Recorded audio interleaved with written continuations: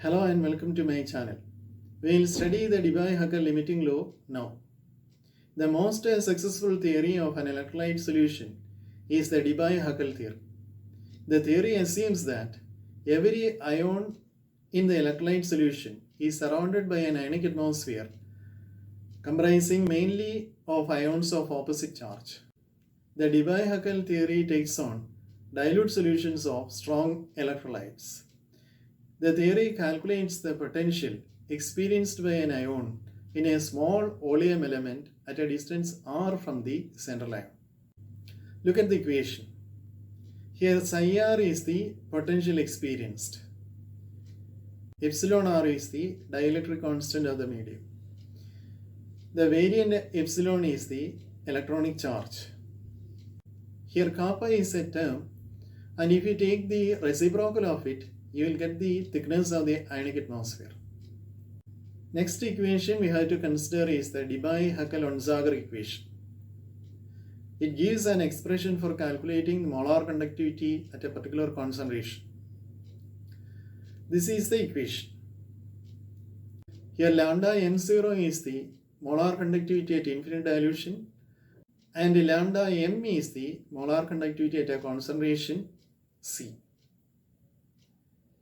A and B are constants. Now we can turn to the Debye-Huckel limiting law. We start the derivation from three previously studied simple equations. The first one is an expression for kappa. And in this equation, remember, Ni is the number of ions of the ith kind present in unit volume of the electrolyte solution. And Zi is the valence of the ith ion. The second equation is an equation for calculating ionic strength. The equation is I is equal to half into sigma mi Zi square. Here mi is the molality of the ion of the ith kind, and Zi is the valence of the ion of the ith kind. The third equation we have to consider is an equation for calculating the activity coefficient of an ionic species in an electrolyte solution. Here Na is the Avogadro constant and R is the gas constant. Capital T is the temperature in Kelvin scale. Let me write down the expression for kappa once again. Kappa equals 4 pi epsilon square by epsilon r kt into sigma ni zi square the whole raised to half. And let it be equation 1. Here Ni is the number of ions of the ith type in unit volume of the electrolyte solution. Now we have to replace this Ni. For that we consider the molarity of the solution. Let the molarity of the solution is C mole per liter. Then we can write down Ni as Ni equals C by 1000, and this is for unit volume. And if you multiply with Avogadro constant, you will get the number of ions. Also we make another change. We write here K is the Boltzmann constant. We replace this K by R by Na, where R is the gas constant and Na is the Avogadro constant. Introducing these two results in equation 1, we can rewrite kappa as kappa equals 4 pi Na square epsilon square divided by 1000 epsilon r RT into sigma Ci n Zi square whole raised to half, and let it be equation 2. We now use the equation for ionic strength. That is, I is equal to half into sigma mi Zi square. Here Mi is the molality of the ion of the ith type. If we consider a dilute aqueous solution, the molality can be approximately equal to molarity. So we can write down this equation as approximately half into sigma Ci Zi square, or 2I equals sigma Ci Zi square. Now we replace the summation in equation 2 by this summation, and also we make some small rearrangements so that we can rewrite equation 2 as y equals 8 pi n a square epsilon square divided by 1000 epsilon r RT. Then the whole raised to half, and we take I outside so that we write it as root I. We write this equation as equation 3. Now we consider the third equation that we have mentioned earlier. That is an expression for activity coefficient. That is ln gamma I is equal to minus Zi square epsilon square kappa Na divided by 2 epsilon r RT. And let it be equation 4. Now we replace kappa in equation 4 by equation 3, and also we convert it into logarithm to the base 10.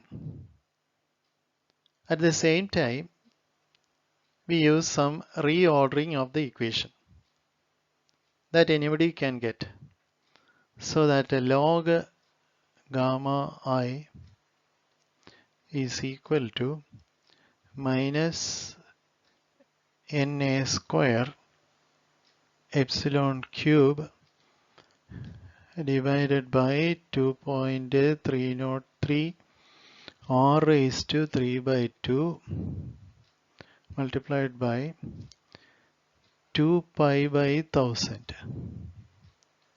2 pi by 1000, the whole raised to half, then Zi square by epsilon r t, the whole raised to 3 by 2, and this is multiplied by root I. We take this equation as equation 5.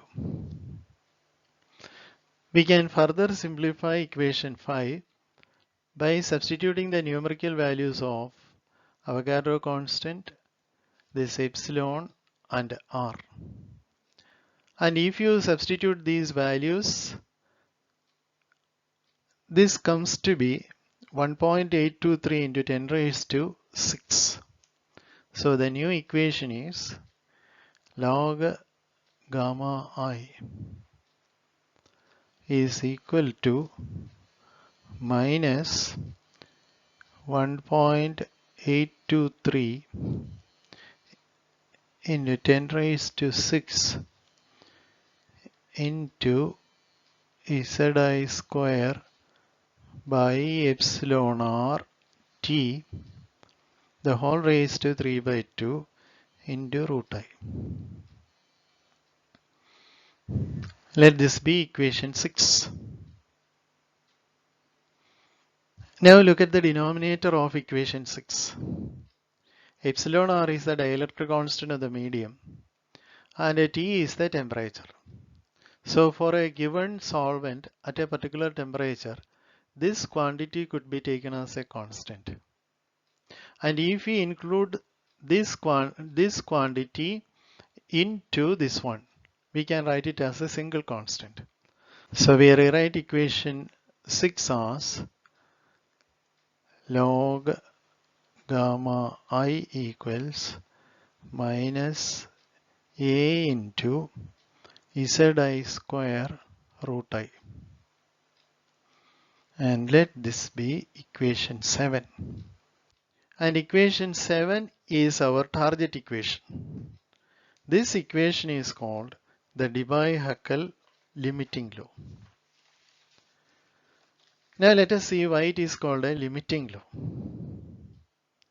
We started the derivation using the equation for kappa.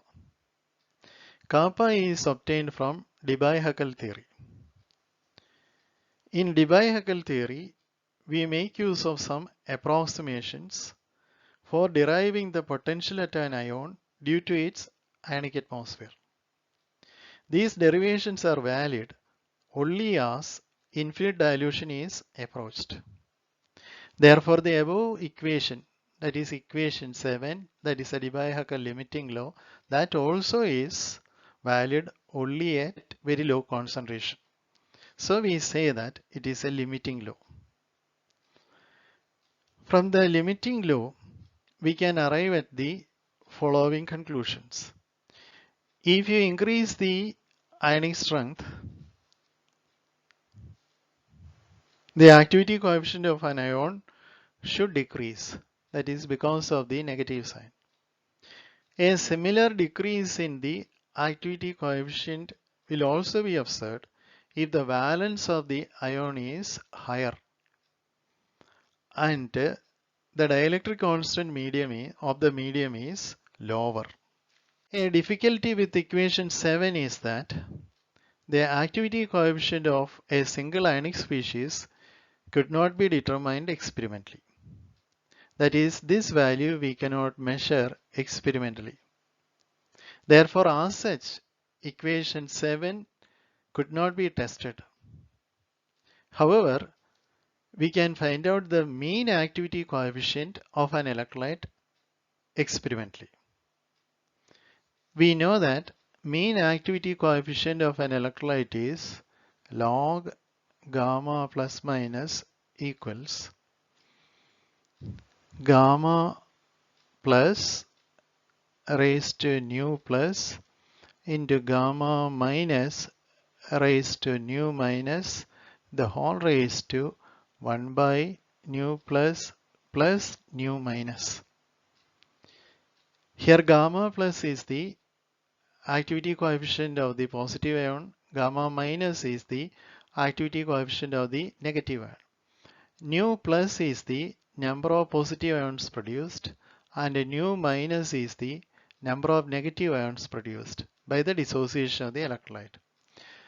Now this nu plus nu minus, that is actually the total number of ions present in the solution. Usually we write it as nu. Taking logarithm of the previous equation, we can write log gamma plus minus is equal to 1 by nu plus nu minus into nu plus log gamma plus nu minus log gamma minus. We write this equation as equation 8. Now using the Debye-Huckel limiting law, we can find out expressions for log gamma plus and log gamma minus. That is, log gamma plus is equal to minus a z plus square into root I. Similarly, log gamma minus equals minus a z minus square into root I. Now substitute these two results here so that log gamma plus minus is equal to, so this become minus of nu plus a z plus square root I minus nu minus a z minus square root I divided by nu plus nu minus. Further simplifying this equation, that is minus a nu plus. So this z plus square is written as z plus into root I minus a into nu minus, similarly z minus into root I divided by nu plus nu minus. Now for an electrolyte we can write z plus nu plus is equal to z minus nu minus.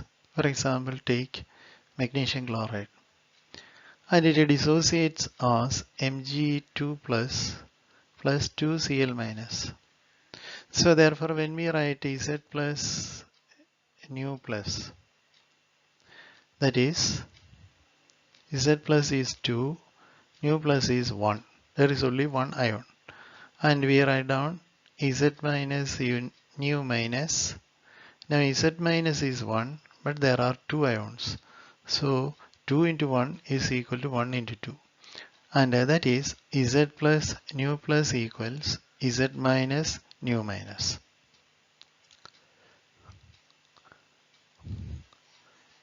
So we can write another equation,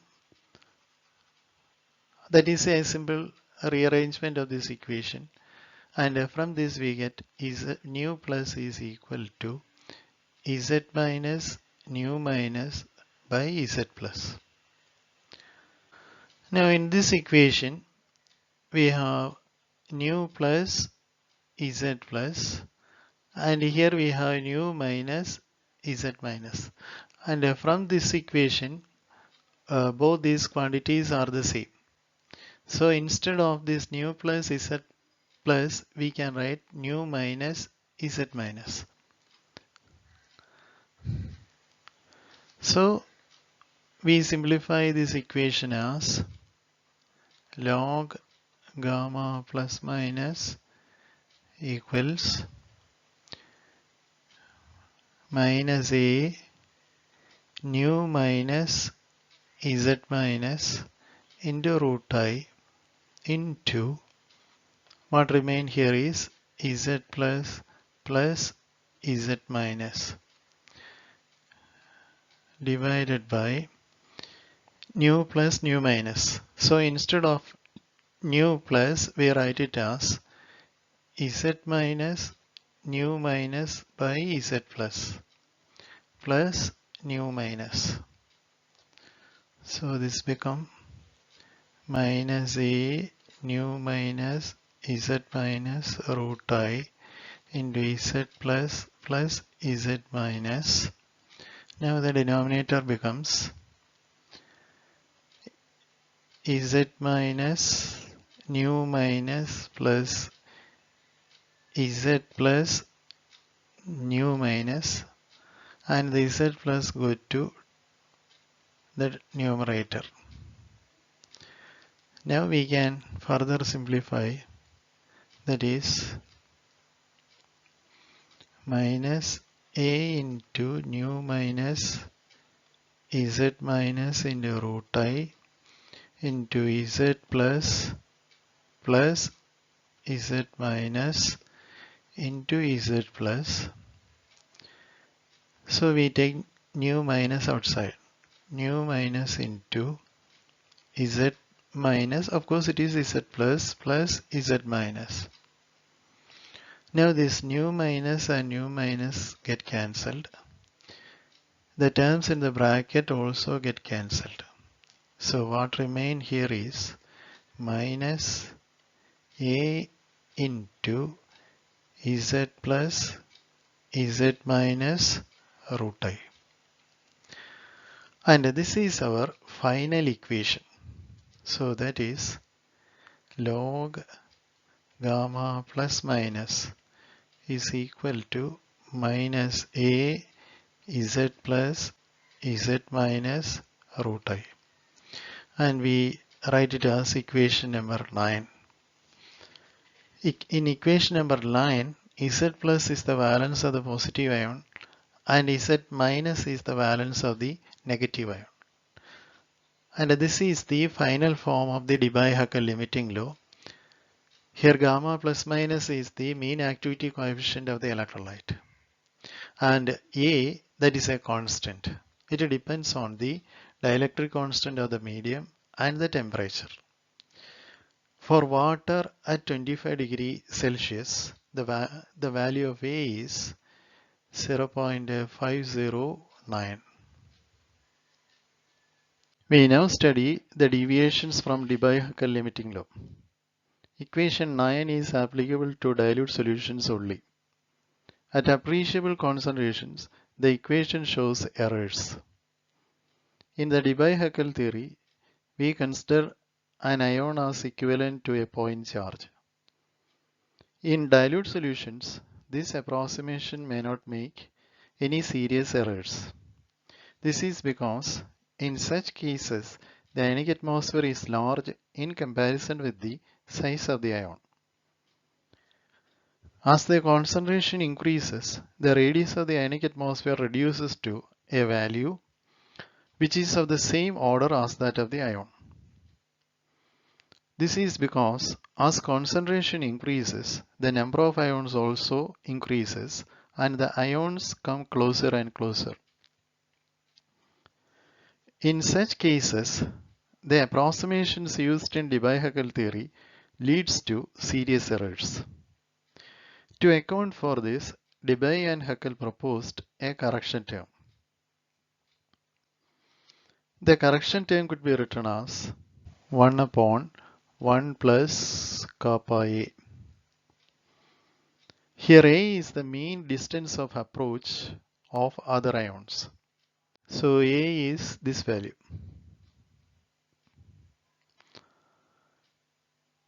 Here the central ion is taken as positive and other ions which are part of the ionic atmosphere. Most of them are negative ions. And in the figure only one ion is shown. Moreover, in dilute solutions, kappa will be very small so that the correction term will approach unity. Have a look at the expression for kappa, that is equation 3 we have derived earlier. That is kappa equals 8 pi Na square epsilon square divided by 1000 epsilon r RT the whole raised to half into root I.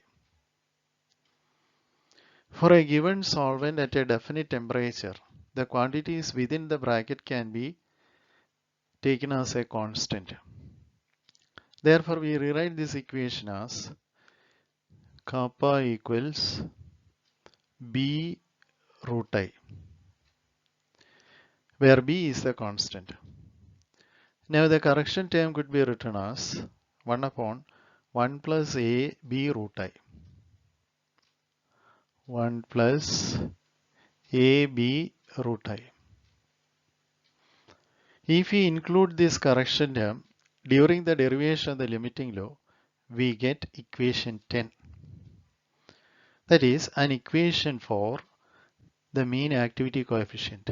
That is log gamma plus minus equals minus A Z plus Z minus into root I divided by the correction term comes in the denominator, that is 1 plus AB root I.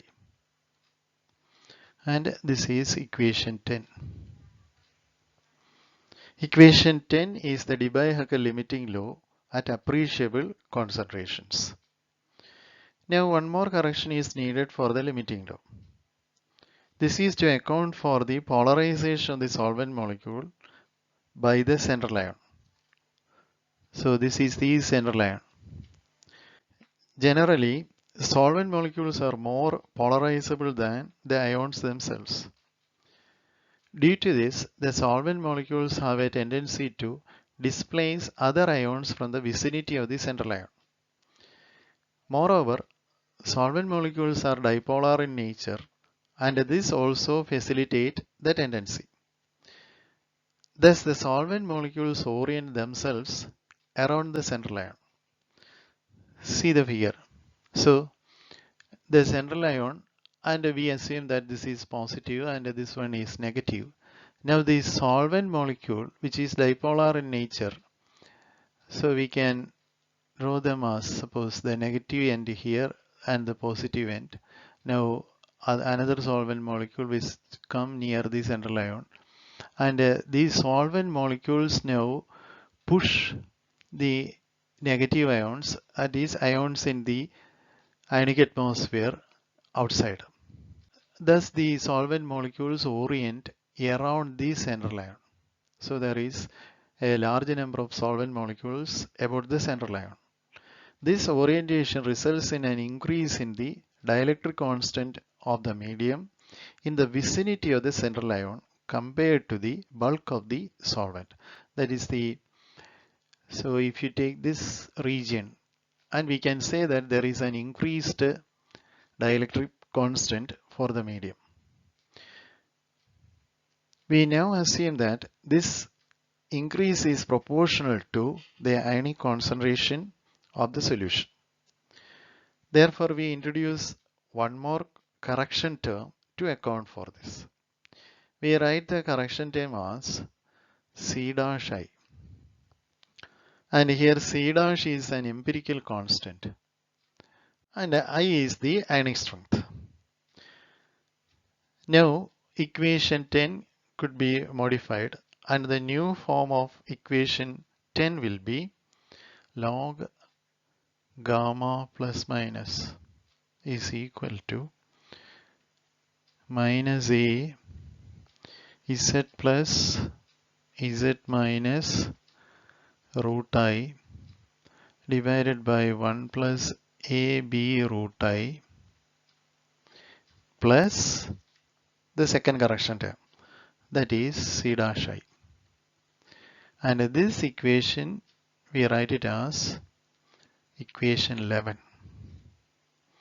Equation 11 is the final form of the Debye-Huckel limiting law. And this equation 11 is applicable at appreciable concentrations.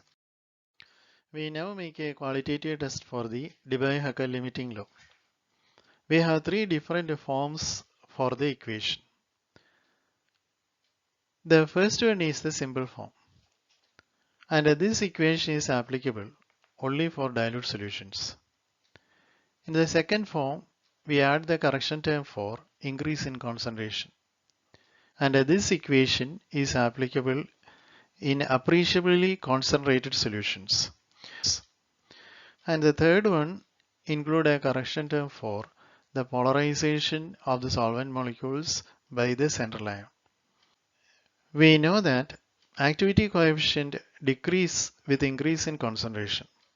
But in the case of some electrolytes, the activity coefficient decrease with increase in concentration reaches a minimum and then increase with a further increase in concentration. As an example, consider an aqueous solution of sodium chloride at 25 degrees Celsius. At a concentration of molality 0.001 molality, the corresponding gamma plus 1 is concentration 001, and the mean activity coefficient is found to be 9.66. And as the concentration is further increased, the activity coefficient decreases. And when you reach a value of molality 2, the activity coefficient is 0.670. And beyond this, if you increase the concentration, activity coefficient seems to increase. When you reach a value of molality 3, the activity coefficient is 0.719. So if you further increase, activity coefficient go on increasing. The behavior is different for different electrolytes. Now we can check the validity of the above three equations by plotting a graph taking log gamma plus minus against root I. And I look at the figure. We have three graphs. And a graph 1 is a straight line and it conforms to equation 9. And the graph 2 represent equation 10 and the graph 3 represent equation 11. So the shape of the graph is as expected. Now let us have a quantitative test for the Debye-Huckel limiting law. The Debye-Huckel equations are generally considered to be applicable to solutions of strong electrolytes. But at the same time, these equations could also be used as a general equation for all types of electrolytes. The only restriction is that in the calculation of ionic strength, the actual ionic concentrations must be used. For incompletely dissociated electrolytes, for example, weak electrolytes, this involves a knowledge of the degree of dissociation. Generally, this may not always available with sufficient accuracy.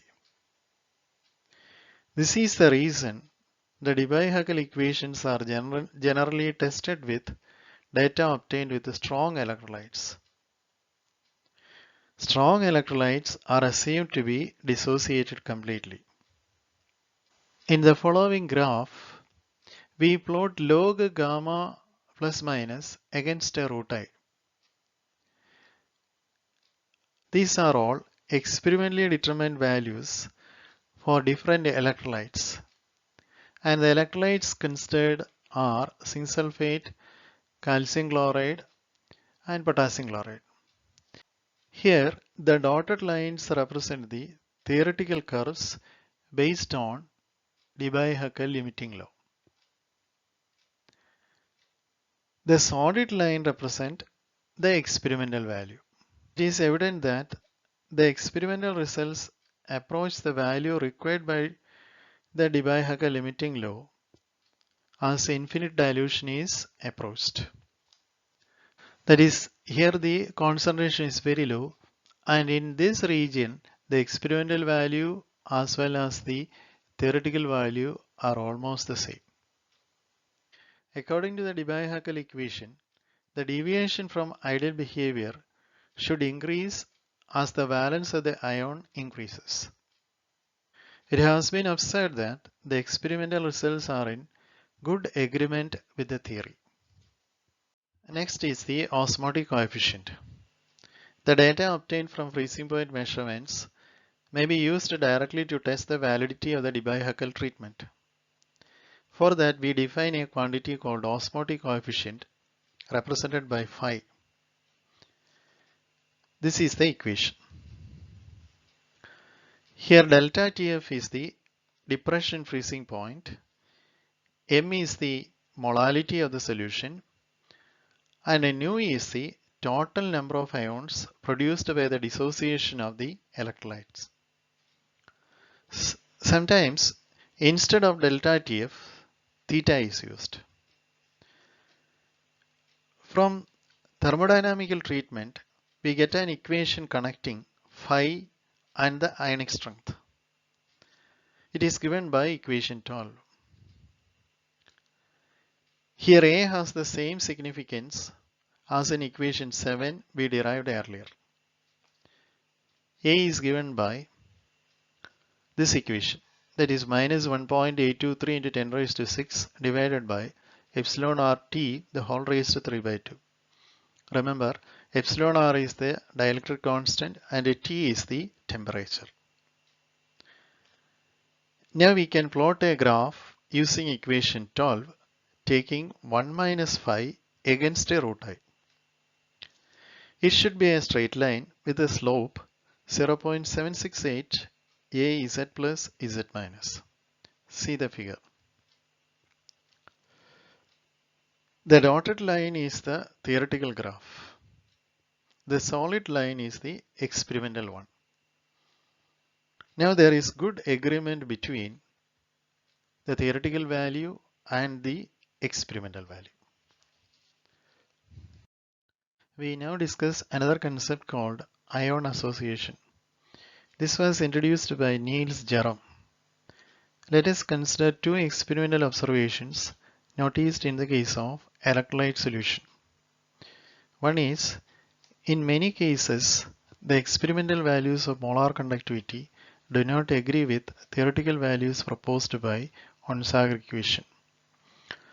Second one is, the mean ionic activity coefficient cannot always be accurately predicted by the Debye-Huckel theory. In order to give an explanation for these observations, Jerome proposed a new concept. He suggested that under certain conditions, oppositely charged ions in an electrolyte solution can associate to form ion pairs. These ion pairs are actually distinct chemical entities. In some cases, more than two ions can associate so that triple or quadruple ions may be formed. For example, an ion pair can be represented like this.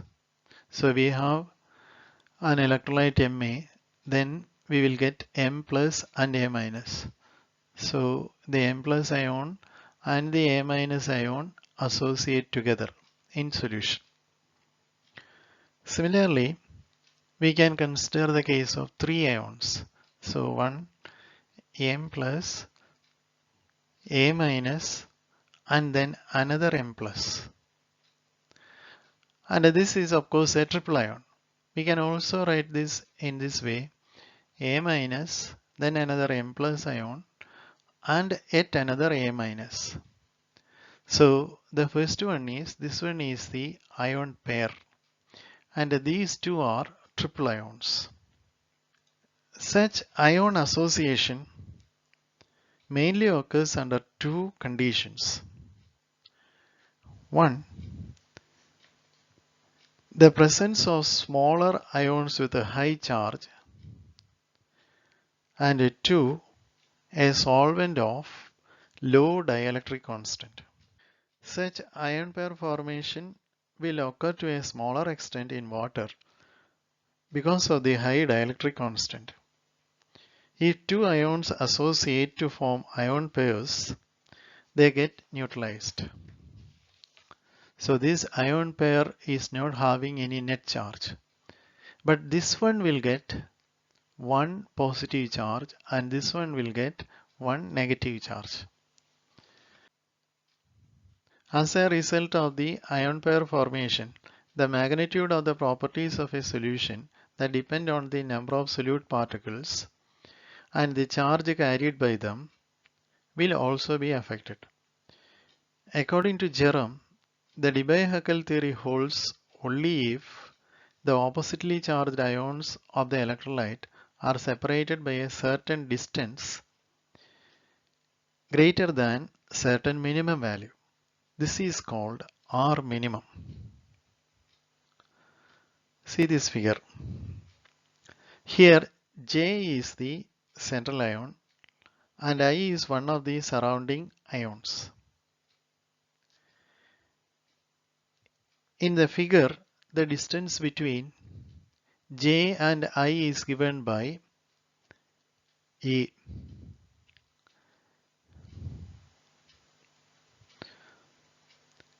This distance, that is between this distance, is R minimum. If the ion I is beyond the outer circle, A will be greater than R minimum.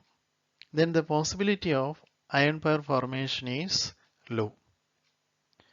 On the other hand, If A is less than R minimum, ion pair formation is possible. It is possible to calculate R minimum.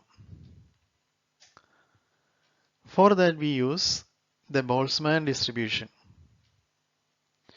We can show that R minimum equals Z plus minus epsilon square divided by epsilon R kT. Here Z plus is the valence of positive ion, Z minus is the valence of the negative ion, epsilon is the electronic charge, epsilon R is the dielectric constant, K is the Boltzmann constant, and T is the temperature in Kelvin scale.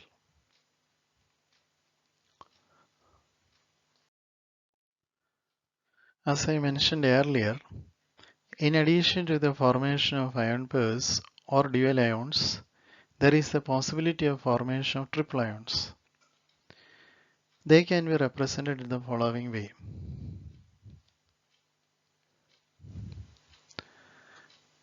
An ion M plus, A minus, M plus. And now the overall charge will be plus. Similarly, A minus, M plus, A minus. Here the overall charge will be minus. These ions are held together by electrostatic attraction. Such ions most readily occur in solvents of low dielectric constant. While dual ions are neutral, triple ions have net charge. Another thing we have to consider in this case is that the triple ions are formed along with dual ions. This results in the occurrence of the following type of equilibria. That is Ma M plus. So dissociation equilibrium Ma plus M plus. Similarly, A minus Ma plus A minus. Both these equilibria has equal chances of occurrence. Therefore, we can write down the equilibrium constant for these equilibria. We represent it as K3. So K3 equals CMA. C is the concentration. CMA into CM plus divided by CMA M plus. And this should be equal to CMA into CA minus divided by CAM A minus. CMA from both sides can be cancelled. So that what remains is CM plus divided by CMAM plus equals CA minus divided by CAMA minus. Here CAM plus and CA minus are concentrations of simple ions. If we rearrange this equation, we can write it as Cm plus by Ca minus equals Cm Am plus Am plus divided by Cam A minus.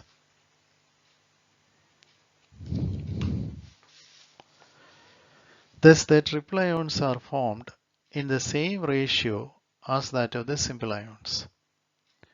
This is the ratio in which simple ions are formed, and this is the ratio in which triple ions are formed. Remember, dual ions have no conducting power because they are neutral. But the situation is different for triple ions. They carry current and can contribute to the conductance of the solution. As concentration in the electrolyte solution increases, the single ions formed are replaced by ion pairs which are neutral. Hence, the conductance of the solution decreases. Further increase in concentration results in the replacement of ion pairs by triple ions. These triple ions have relatively high conducting power, and hence the conductance of the solution increases. This explains the occurrence of conductance minima in the variation of conductance with concentration in an electrolyte solution. We now conclude this session by recollecting what we have studied so far.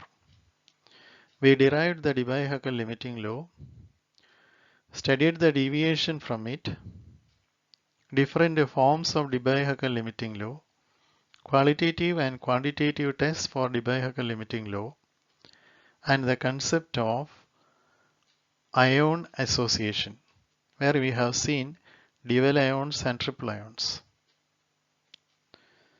Hope that you got some idea regarding these topics. If you like this video, share it and subscribe my channel. Thank you.